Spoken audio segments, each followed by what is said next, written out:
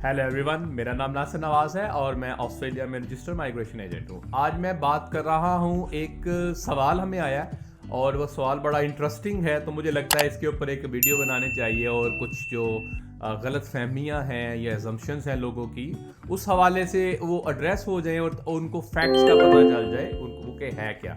इस चैनल को बनाने का मकसद ये है कि आप तक ऑथेंटिक गाइडलाइंस पहुंच सके ऑस्ट्रेलिया इमिग्रेशन के हवाले से और स्टडीज़ के हवाले से।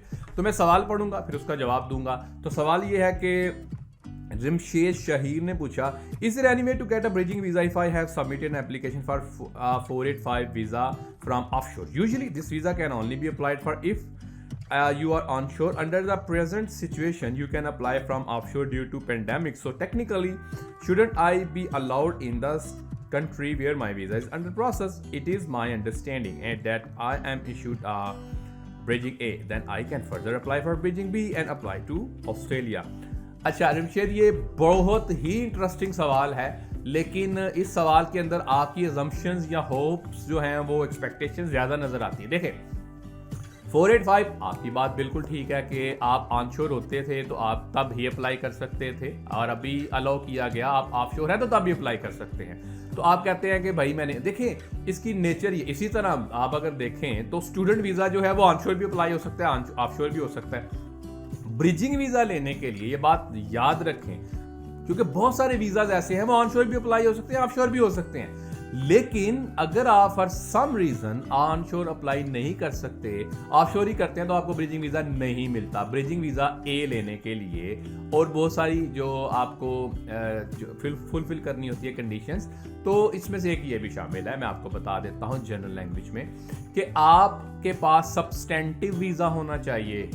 आपका वीज़ा जो है वो रिफ्यूज्ड ना हो और आप ब्रिजिंग पे ना हो, और आप अपना वीज़ा अप्लाई करें, नया वीज़ा जो कि जिसकी आप रिक्वायरमेंट पूरी कर रहे हो और आपकी वो एप्लीकेशन वैलिड हो, तो आपको तभी ब्रिजिंग ए मिलता है। मिसाल के तौर पे, आपकी मिसाल के मुताबिक आपके पास 485 है तो आपने ऑफशोर अप्लाई किया, तो भाई ऑनशोर कर लेते। ऑनशोर अगर आप करते तो वही वीज़ा आपके पास अगर सब्सटेंटिव वीज़ा होता तो आपको ब्रिजिंग वीज़ा साथ लेके आता।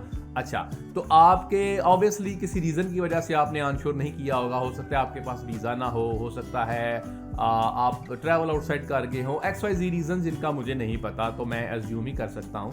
तो इसके लिए है कि आपने ऑनशोर ही अप्लाई करना होता है और आपके पास सब्सटेंटिव वीज़ा कोई होना चाहिए।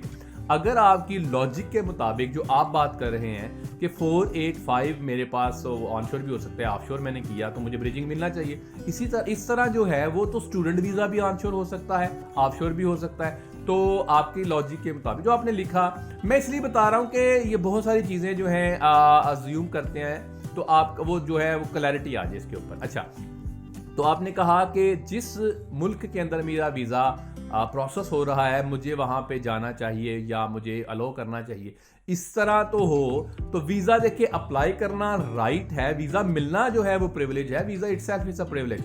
तो आप इस लॉजिक के मुताबिक अगर आप पाकिस्तान में हैं, इंडिया में हैं, किसी और मुल्क में हैं, तो आपने अप्लाई यूएस का वीज़ा किया, तो उस मुल्क में जाके आपको वो कहें जी आपका वीज़ा चूंकि यहाँ पे प्रोसेस हो रहा है तो आप यहाँ पे आ जाएं, तो ऐसा नहीं होता। वीज़ा प्रोसेस का मतलब ही ये है कि आपने अप्लाई तो कर दिया, असेसर है या केस ऑफिसर है वो उसको असेस करेगा, वो देखेगा कि आपकी जो एप्लीकेशन है क्या आप उसके मुताबिक, उन उम्मीदों के मुताबिक, या आपने जो जो क्लेम किया है या वीज़ा देने का क्राइटेरिया है वो पूरा उतरते हैं या नहीं उतरते।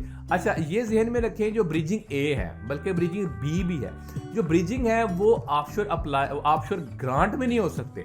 मिसाल के तौर पे आप के पास ब्रिजिंग ए है, आप थे ऑस्ट्रेलिया में, आपने ब्रिजिंग बी अप्लाई किया, लेकिन फॉर XYZ रीजन आप ब्रिजिंग बी अभी आपका नहीं आया और आपने ऑस्ट्रेलिया से आप चले गए अपने मुल्क में, यानी ऑस्ट्रेलिया छोड़ के चले गए, बाहर गए, आपने ब्रिजिंग बी अप्लाई किया हुआ, रिमेंबर दैट, आपको ब्रिजिंग बी ऑफशोर भी आपको ग्रांट नहीं हो सकता। इस तरह आपने बहुत सारे इंस्टेंसेस देखे होंगे ब्रिजिंग बी। अच्छा, दूसरा सिनारियो, ब्रिजिंग बी लिया आपने, ब्रिजिंग बी आपको ग्रांट भी हो गया, 3 महीने का आपको ब्रिजिंग बी मिला, लेकिन आप चले गए अपने होम कंट्री या जहां भी ऑस्ट्रेलिया से बाहर, आप XYZ रीजंस की वजह से आ नहीं सके, आपका ब्रिजिंग बी एक्सपायर हो गया।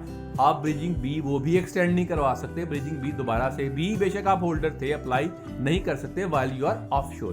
तो बहुत सारी चीज़ें हैं, इसके लिए ऑब्वियसली हम मौजूद हैं इमिग्रेशन लॉज को एक्सप्लेन करने के लिए।